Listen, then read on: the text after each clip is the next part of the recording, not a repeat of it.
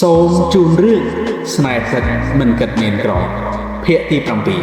7ការសម្រេចចិត្តនឹងការប្រកាសថ្មីម្ដាយសុភ័ក្រនៅតែឈរមាននិយាយអ្វីសូម្បីមួយម៉ាត់ភាពស្ងៀមស្ងាត់ដ៏ក្រៀមក្រំបានបំផ្លាញបរិយាកាសទាំងមូលគាត់បានសម្លឹងទៅកាន់កូនស្រីរបស់គាត់ហើយនិយាយថាសុភ័ក្រកូនប្រកាសជឿជាក់ក្នុងការសម្រេចចិត្តរបស់កូនមែនទេសុភ័ក្រឆ្លើយតបវិញថាចាម៉ាក់កូនស្រឡាញ់បងបេរៈហើយកូនជឿជាក់ថា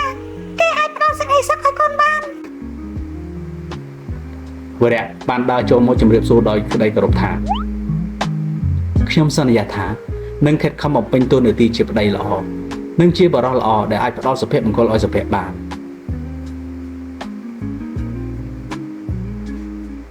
ម្ដាយសុភ័ក្រកំពុងស្រពេចស្រពិលតើឯងអាចធានាបានឬទេថាជីវិតនាងនឹងមិនមានបញ្ហាវរៈតបវិញថាខ្ញុំអាចធានាបានថាខ្ញុំនឹងខិតខំឲ្យអស់ពីសមត្ថភាពខ្ញុំមិនចង់ឲ្យសុភ័ក្ររងទុក្ខដោយខ្ញុំពីមុនទេការសម្រេចចិត្តរបស់ម្ដាយសុភ័ក្រអង្គុយស្ងៀមមួយភ្លែត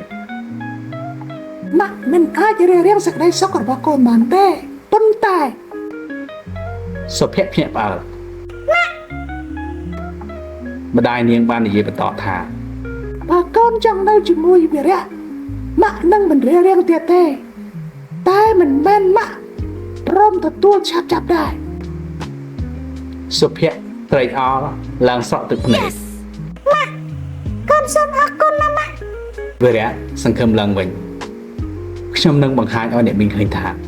ខ្ញុំមានសមត្ថភាពគ្រប់គ្រាន់ដើម្បីមើលថែសុភ័ក្រយើងចាប់តែមើលទេពេលវេលានឹងបង្ហាញឲ្យឃើញថាកូនសម្រេចចិត្តត្រឹមត្រូវឬអត់ការចាប់ផ្ដើមថ្មីប៉ុន្មានសប្តាហ៍ក្រោយមកវីរៈខិតខំធ្វើការច្រើនម៉ោងជាងមុនគាត់បានបង្កើតផែនការនិងសន្សំប្រាក់ដើម្បីបើកអាជីវកម្មផ្ទាល់ខ្លួនចំណែកសុភ័ក្រ